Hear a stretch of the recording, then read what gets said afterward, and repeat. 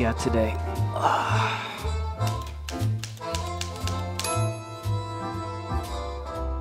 Today we're talking about yet another Smash Predator who actually exposed himself and hails all the way from Spain. What a fucking dumbass, am I right? But first, I'd like to accept this award on behalf of YouTubers everywhere. But have no fear, because now I've taken the liberty of preparing 3 different forms of audio and a complete voiceover in post to make sure that that never happens again. But even with all those extra fail-safes, what if someone hacked into my computer, replaced all of my project's drive folders with Italian brain rot, and now it's my best performing video ever because your average YouTube viewer has no standards? Tralalelo tralala. Well, obviously that would never happen to me because I have Aura. Oh, I didn't know. I swear. Oh, really? Oh, well, in that case. You'd all have today's sponsor, Aura, by now if you just stop skipping and listen to me. Aura is an all-in-one digital security tool that protects your passwords, phone number, identity, internet browsing, credit cards, and your computer's integrity from viruses. That's incredible. For instance, you can find most of my information on famous birthdays. But that's chill because I gave them permission. Most people don't want all of their information being plastered all over the internet. But because data brokers will thrift your information all willy-nilly, you don't have much of a choice now, do you? What are you, some kind of beta? You're just gonna do whatever data brokers tell you to do? Okay. But let's say on the offshoot that you are an alpha chat. Why should you be forced to manually issue all these takedown requests on all the different websites when you could just hire a digital slave to do it for you? Now that's how you escape the Matrix. Say goodbye to scam calls, adios to identity theft, and sayonara to region lock content. You can try out Aura risk-free for 14 days. All you have to do is go to aura.com/technicals to sign up and get started protecting your data from people like me who have way too much time on their hands. Don't end up in a Technicals video. Click the link in the description and get you some Aura. Now, as an update from the last video, I actually got kicked from the Melee Online Discord server for, quote, promoting a culture war. But I guess promoting an actual civil war isn't against their terms of service. Let's get back to the topic at hand, shall we? Smash Predator. Right. Today's case takes us all the way to the Canary Islands, where on December 28th, 2024, the 21-year-old Smash player Vongala... Vongala? The fuck? Alright, first off, this isn't an anime, and I have a sneaking suspicion that you're not a petite Korean girl either. So let's just call him by his God-given name, Eduardo. Hey, don't be upset at me. Be upset at yourself for not having some Aura and scrubbing your name off of Smash Wiki, okay? Link in the description. Now, unfortunately for Eduardo, he would meet the same fate as countless others before him, getting banned from a video game community for sexting a 16-year-old. Truly a fate worse than death. But, thankfully, he's let us know that his DMs are open for words of support in these trying times. So, that's great news.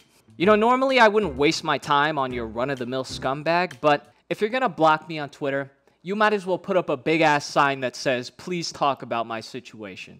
So I made a throwaway comment. Nothing too crazy. It's whatever. Then, to my surprise, I was contacted by a random 16-year-old on Vongala's behalf. Where is he getting all these 16-year-olds? Why do you hang out with so many children? I mean, to be fair, I do think it's possible that Eduardo could have blocked me beforehand, but why he couldn't tell me that himself, I'll never know. But what I do know is that no kid should be corresponding with me on someone else's behalf for a child abuse case. I mean, just who the hell does this guy think he is? And if he wasn't going to answer my questions, either way, I was going to get to the bottom of it. What the fuck? It was on Spanish. I can't read this shit.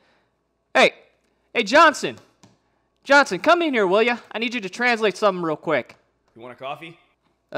2 sugars, please. Man, I love Mexicans. They'll do anything. And for half the price. What'd you say? Oh, you just muttered something under your breath. I didn't say anything. I said, I love how Mexicans can mix beans with rice. Oh, yeah, me too. Hey, you know, maybe after work we could go hit up that taco truck on 23rd and 5th Avenue. Yeah, sure. Sure thing.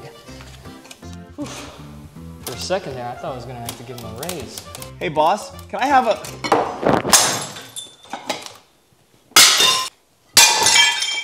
Hey boss, a quick question. Can I please have a... All right, finally, something I can work with. Yes, this paper is blank. I still haven't gotten a printer. I will be getting that soon. Guess who just got a printer, motherfucker? Thank you, Patreon.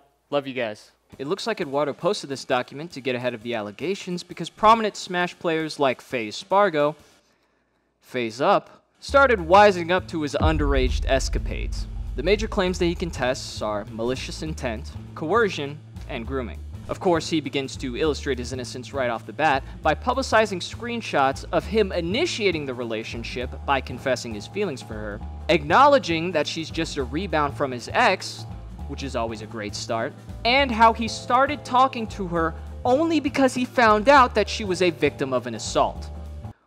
All things that someone who is grooming a child definitely wouldn't do. Now, maybe if this were just a debate on the internet, that'd be enough to ward off any and all criticism. But as far as the law is concerned, good intentions will only get you so far if you potentially have child porn on your devices.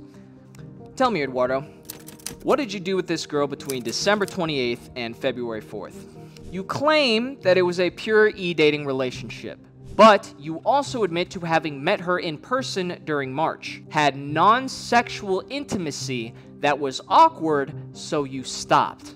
Whatever the fuck that means. You had saucy conversations with her? What are you talking about, Eduardo? I need details. What do you mean you did everything that comes with an e-dating relationship? I'm not perpetually online, so I don't know what the fuck that means. Are you playing Roblox obbies with her? Oh yeah, we just did the normal stuff. You know, like falling asleep on calls. You know, maybe a little e-sex here and there. Whoa! Now hold it right there, George Zinn. Look, I've already looked through both of these testimonies in their entirety, okay? I don't care if he technically coerced her because it looked like she was having a good time in the DMs. I don't care who's more immature between a 21-year-old guy and a 16-year-old girl. All I wanted to know was, does this guy have child porn on his phone or not? The age of consent, as some Spanish Smash players have so astutely pointed out for no reason, has gone from 13 to 16 starting July 1st, 2015. However, due to the UN and EU directives regarding human rights violations and sexual exploitation of children that Spain is in full compliance with, you don't get to magically keep receiving and distributing explicit material of anyone under the age of 18. That is just international law, not beholden to jurisdictional age of consent laws. And because Eduardo had me blocked, and the writing in the testimonies was fairly vague, I needed answers. And I needed them yesterday. So I went ahead and contacted one of the only people I knew that could give me a first-hand account of the situation. On September 17th, I asked the victim, "Did you ever send him any suggestive pictures during your relationship?" To which she responded, "Yes, I did. He also did as well. As he said, we were e-dating." Obviously, I know that's just word of mouth, but it's another step closer. Then, I wanted to make sure that the timeframes were accurate to the story. So, I followed up by asking, if possible, if she'd privately confirm her birthday. I tried to make it clear that this was just for my personal cross-referencing, and it was not meant to be displayed for the public. Of course, at the same time, I hoped I could also get the proof of Eduardo's solicitation, according to what she told me, but before I could do anything, I was informed that her friends and Smash tournament organizers told her that she'd be in danger if she gave me that information. What? How? Literally how? How is a birthday and proof of a crime done unto her going to possibly put her in danger? First off, I was trying to convince her to file a report with the local authorities and to talk to her parents about this, because this is a serious claim. And on top of that, she actually reached out to me first and offered to answer my questions and give me information. So they actually went out of their way to convince her to not do that. Let me ask you this. Did any of her friends or Smash organizers tell her to report it so that this guy would get more than a ban from a video game and a week of BetterHelp therapy? because when I asked her initially, she hadn't even considered that option yet. Wow, incredible. Leave it to Smash players to let a guy off easy for a potential child pornography charge. Absolute fucking amateurs. And just like that, my best lead became a dead end. Now all I had left was Eduardo admitting to the saucy conversations, whatever normal e-dating is supposed to entail, and screenshots of them flirting. But unless I had them dead to rights, these charges would never stick. I mean, you can file an anonymous complaint, but there's no telling if they're actually going to do anything with that information, unless the victim is actually a part of the reporting process and files a complaint. What's even worse is that on September 27th, the victim released another statement. This time, she claimed that that meeting in March that Eduardo had mentioned was softened and nothing like he had described. That being that it was an intimate but non-sexual meeting where they, quote, walked, watched a movie, ate together, and little else, unquote.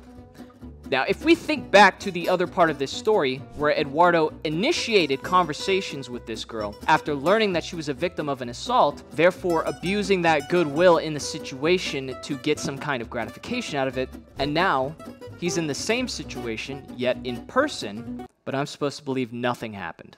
What exactly were the things that he kept suggesting to her while she was already in a relationship? Why did he go over to her house again in August, right after finding out from a separate tournament organization that he was banned for inappropriate actions with a minor?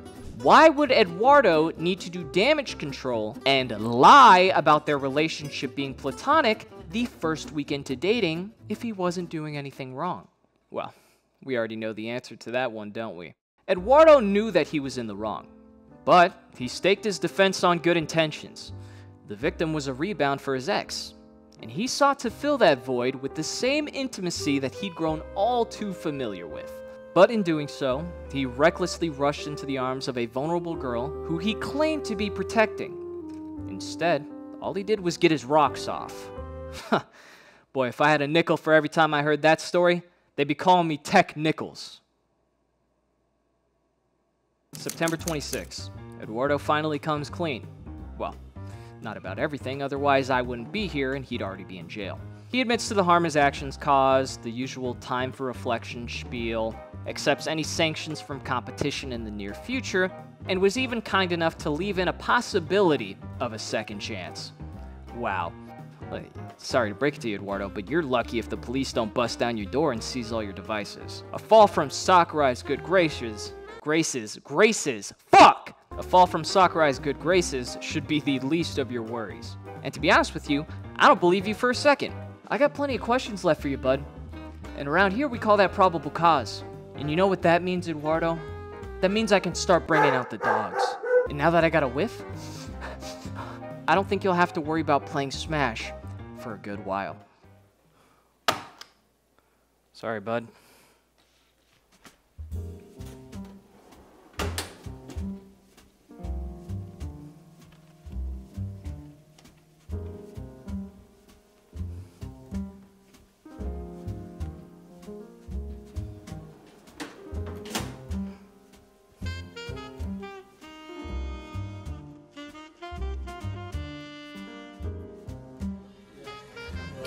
When will it all end, Johnson?